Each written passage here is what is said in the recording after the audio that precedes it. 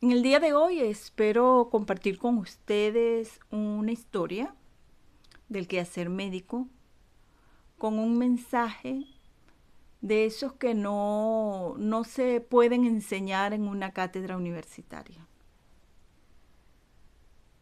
Por ser parte de una historia vivida, quizás en el transcurso de la lectura pues suene algo contado más que narrado.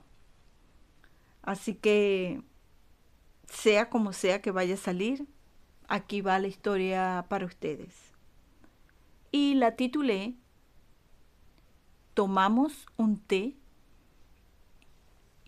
así que comencemos.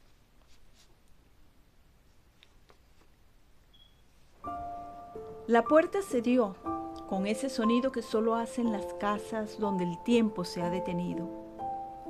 Era mi primera visita, aunque ella llevaba 2 años en el programa de hospitalización domiciliaria.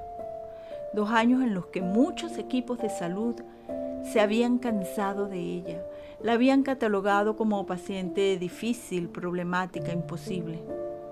Quizás por eso me la asignaron. La casa era pequeña, oscura, con ese olor a encierro que se mezcla con humedad y soledad. La puerta siempre estaba abierta. Ella vivía sola. Su familia la había abandonado mucho antes de que yo llegara. La encontré acostada, casi hundida en la cama, el abdomen distendido por el líquido, la pierna izquierda en alto por un edema que parecía ajeno a su cuerpo, los ojos enormes, brillantes, demasiado grandes para aquel rostro consumido. Me presenté. Como era de esperar, ella me rechazó sin palabras, solo con la mirada. Yo terminé de decir lo que debía decir, me despedí con amabilidad y salí. Volví al día siguiente y al siguiente y al siguiente, 5 días seguidos. Los primeros 4 días la escena era idéntica. Ella acostada, silenciosa, distante. Y en la mesa, siempre en el mismo lugar, una taza. La misma taza, inmóvil. El resto de la mesa cambiaba. Un papel, un frasco, un pañuelo, pero la taza no. Yo tomé esa taza como un mensaje. Sabía que le habían prohibido el café, como suele hacerse con pacientes con cáncer. Pero esa taza vacía para mí era un símbolo de algo que nadie había querido ver. El 5.º día decidí cambiar la rutina. Siempre iba a las 11 de la mañana, pero ese día fui a las 8:45. Llevé un termo de café, muy clarito, eso sí, casi agua, pero al fin y al cabo, café. Entré. Ella estaba sentada, no acostada. Tenía un vaso de agua y un trozo de pan en la mano. Me miró extrañada, pero sin verme fijamente. La saludé, pedí permiso para entrar sin esperar que me lo concediera, porque al final nunca me respondía. Y ese día, igual, sin esperar su aprobación, le hablé como quien le confiesa un secreto. ¿Sabes qué?, le dije, hoy ando escondida. Disculpa que haya venido tan temprano, pero es que me gusta venir a verte a ti y no ir a otras casas. Hay pacientes que son muy difíciles y yo creo que tú y yo la pasamos bien. Yo vengo, hago mi trabajo, tú ni me hablas, así que todos felices y contentos.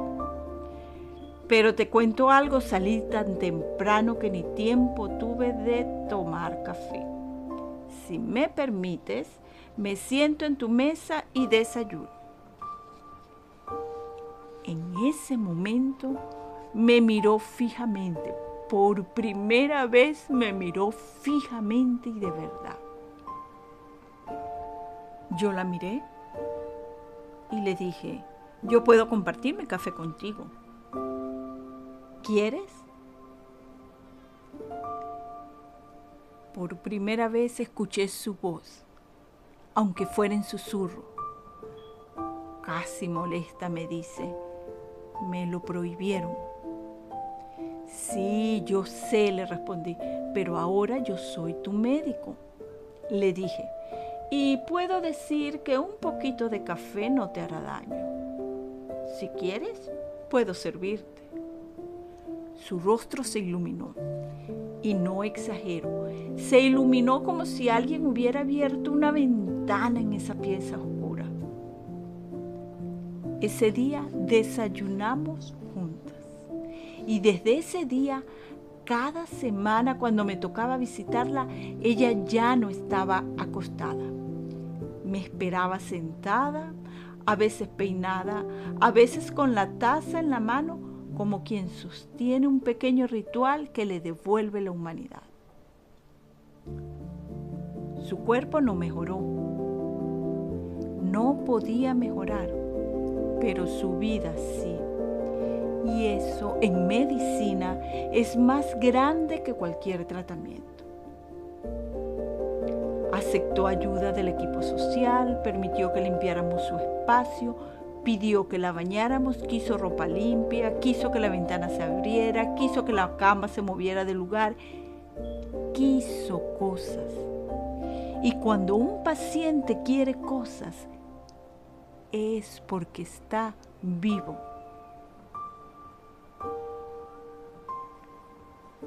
Pero un día, en lugar de café, me pidió té.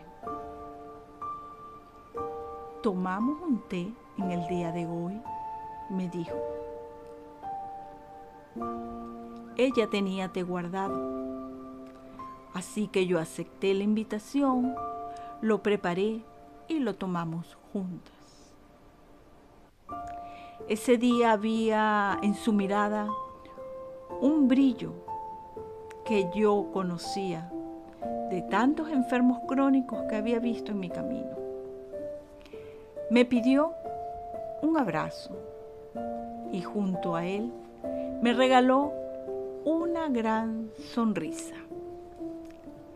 Ambas, de manera simultánea, miramos hacia la mesa, en donde reposaba mi termo de café y las 2 tazas.